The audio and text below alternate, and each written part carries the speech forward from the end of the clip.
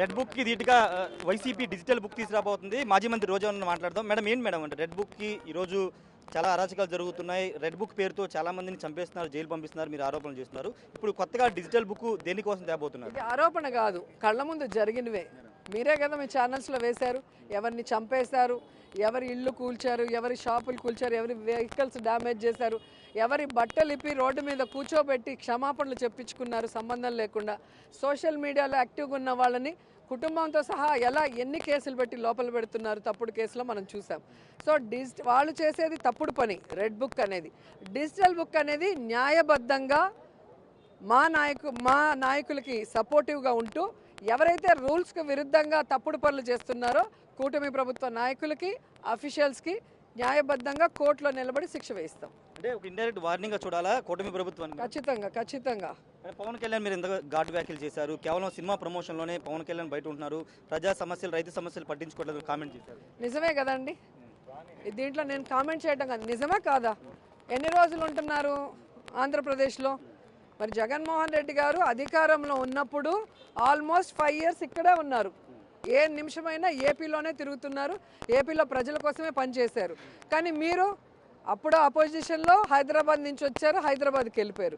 ఈరోజు అధికారంలోకి వచ్చాకైనా ఇక్కడ ఇల్లు కట్టుకొని ఇక్కడ ఉండి ఇక్కడ ప్రజలకి అందుబాటులో ఉండి పని చేస్తున్నారా? సీఎంతో సహా, మినిస్టర్లతో సహా, మొత్తం ఎమ్మెల్యేలతో సహా అంతా కూడా హైదరాబాద్కి వెళ్ళిపోతున్నారు ఫ్రైడే అయితే. దానివల్లే కదా ఒకసారి మనకి విజయవాడ మునిగిపోయింది. దానివల్లే కదా అఫీషియల్స్కి ఏం డెసిషన్ తీసుకోవాలో తెలియక ఎన్ని అనర్థాలు జరుగుతున్నాయి. ఈరోజు రైతులు యూరియా కోసం నెలల తరబడి ఏ విధంగా నించుంటున్నారు క్యూలో, ఏ విధంగా పసుపు రైతులు కానీ, మామిడి రైతులు కానీ, మనకి ఉల్లి రైతులు కానీ ఈరోజు ఆత్మహత్యలు చేసుకుంటే ఏం చేస్తున్నాడు డిప్యూటీ సీఎం? ప్రజల ఓటుతో గెలిచిన నువ్వు ఈరోజు డిప్యూటీ సీఎం అయి ప్రజాధనంతో స్పెషల్ హెలికాప్టర్ కొనుక్కొని, గన్మెన్లు పెట్టుకొని, కార్లు పెట్టుకొని హైదరాబాద్లో షూటింగ్ వాడుతున్నావు. ప్రజాధనాన్ని అక్కడ ఎంజాయ్ చేస్తున్నావు. నీ సినిమా రేటు పెంచుకుంటున్నావు తప్ప రైతులకు మద్దతు ధర కోసం నువ్వేమైనా మాట్లాడావా? ఒక కూటమి ప్రభుత్వంలో ఇంకో పార్టీకి హెడ్ అయిన నువ్వు చంద్రబాబు నాయుడు మీద ఒత్తిడి తీసుకొచ్చి ఈరోజు మాట్లాడాలి కదా రైతులకి సపోర్టివ్గా, వాళ్ళకి మద్దతు ధర ఇవ్వాలని. ఎందుకు జగన్మోహన్ రెడ్డి గారు ఇవ్వగలిగింది 5 సంవత్సరాల్లో, వీళ్ళు ఎందుకు ఇవ్వలేకపోతున్నారు మద్దతు ధర? వీళ్ళు ఎందుకు యూరియాని సక్రమంగా ఇవ్వలేకపోతున్నారు? వీళ్ళు ఎందుకు సక్రమైన సమయంలో ఈరోజు రైతు భరోసా ఇవ్వలేకపోతున్నారు?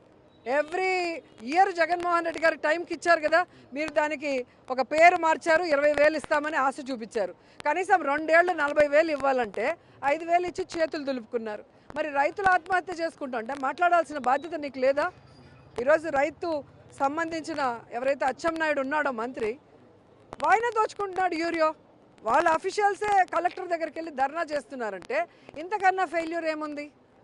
సో పవన్ కళ్యాణ్ ఫెయిల్యూర్, చంద్రబాబు నాయుడు, లోకేష్, మొత్తం మంత్రులంతా ఫెయిల్యూర్.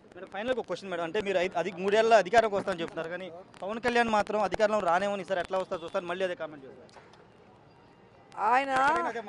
ఆయన సినిమా డైలాగులు బాగానే చెప్తాడు. మీరే చూసుంటారు ఒక లాస్ట్ ఎలక్షన్ ముందర మీటింగ్లో, మిమ్మల్ని నమ్ముకుంటే నన్ను ముంచేసినారు, ఈసారైనా నన్ను గెలిపించండి, నాకు కులమన్నా చూడండి అయ్యా, నాకు ఒక అవకాశం ఇవ్వండి అయ్యా అని అడుక్కున్నాడు. పోనీలే పాపం అని సింపతితో గెలిపిస్తే ఈరోజు ఆయన ఏం చేస్తున్నాడో రాష్ట్ర ప్రజలు చూస్తున్నారు. నాకు తెలిసి రాష్ట్ర ప్రజలు డిపాజిట్లు కూడా ఇవ్వరు పవన్ కళ్యాణ్కి. అంతే.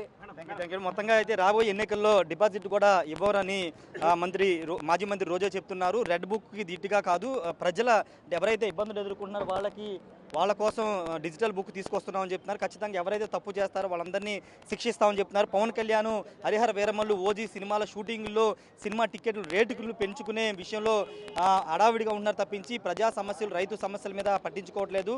ప్రభుత్వాన్ని తప్పు చేస్తే నిలదీయాల్సిన పవన్ కళ్యాణ్ పట్టించుకోకుండా అదే విధంగా ఉంటున్నారని మాజీ మంత్రి అయితే కొంత ఘాటు వ్యాఖ్యలు చేశారు. కెమెరా పర్సన్ సాయితో రాజేష్, బిగ్ టీవీ, అమరావతి నుండి.